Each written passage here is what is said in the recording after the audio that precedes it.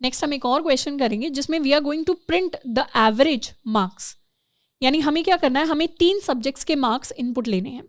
एक सब्जेक्ट हमारा हो सकता है लेट्स सपोज साइंस, एक हो सकता है हमारा इंग्लिश एंड एक हो सकता है हमारा मैथ।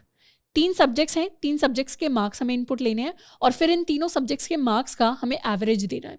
अब 3 वैल्यूज़ का एवरेज क्या होता है? 3 वैल्यूज़ का एवरेज होता है value 1 plus value 2 plus value 3, सारी वैल्यूज डिवाइडेड बाय 3। और C++ के अंदर डिवाइड का जो सिंबल होता है that is equal to the slash. Slash जो होता है वो नंबर्स को डिवाइड करने के लिए यूज होता है C++ के अंदर, और मल्टीप्लाई करने के लिए हम अपने एस्टेरिस्क यानी स्टार वाले सिंबल को यूज करते हैं। तो इस तरीके से हम 3 नंबर्स का यानी 3 वैल्यूज का एवरेज कैलकुलेट कर सकते हैं और उसे प्रिंट करवा सकते हैं। तो इसके लिए सबसे पहले क्या करेंगे, सबसे पहले अपने 3 वेरिएबल्स डिफाइन कर लेंगे। Let's define our 3 variables. सबसे पहले होंगे मेरे इंग्लिश के मार्क्स, दूसरे होंगे लेट्स सपोज साइंस के मार्क्स एंड इसी तरीके से मैथ के मार्क्स। अब यहाँ पे सी आउट कर लेते हैं, एंटर इंग्लिश मार्क्स,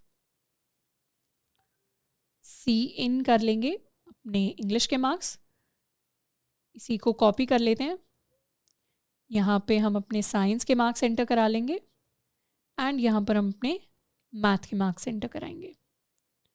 जब तीनों सब्जेक्ट्स के मार्क्स हमारे पास आ जाएंगे उसके बाद हम एक और इंट वैल्यू ले लेंगे जिसे हम कहेंगे average. Average is going to be bracket के अंदर इंग्लिश के मार्क्स के अंदर हम अपने साइंस के मार्क्स ऐड कर देंगे, मैथ के ऐड कर देंगे और फिर जो पूरा सम आएगा उसे डिवाइड कर देंगे हम 3 के साथ। तो ये हमारे एवरेज मार्क्स आ गए और फाइनली हम प्रिंट करवा देंगे अपने एवरेज मार्क्स को।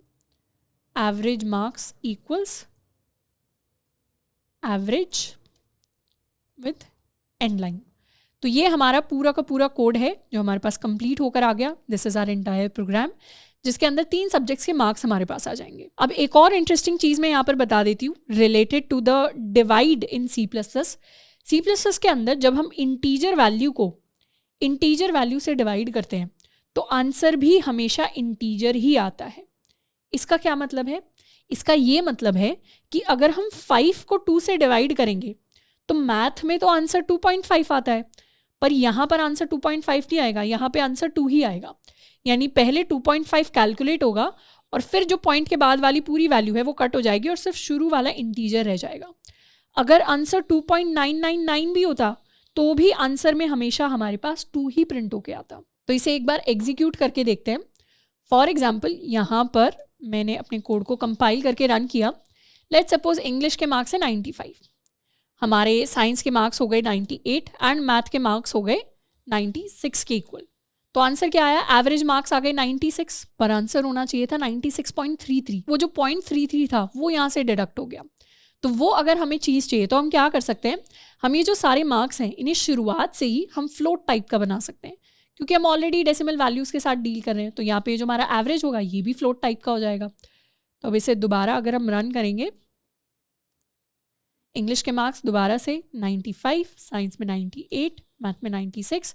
तो इस बार क्या आया? एवरेज मार्क्स में हमारे पास correct value I with our decimal digits 96.3333। तो इस तरीके से अगर हमें प्रिसिजन के साथ अपना रिजल्ट चाहिए होता है तो हमें सही डेटा टाइप को यूज़ करना होता है अपनी कैलकुलेशंस करते हुए।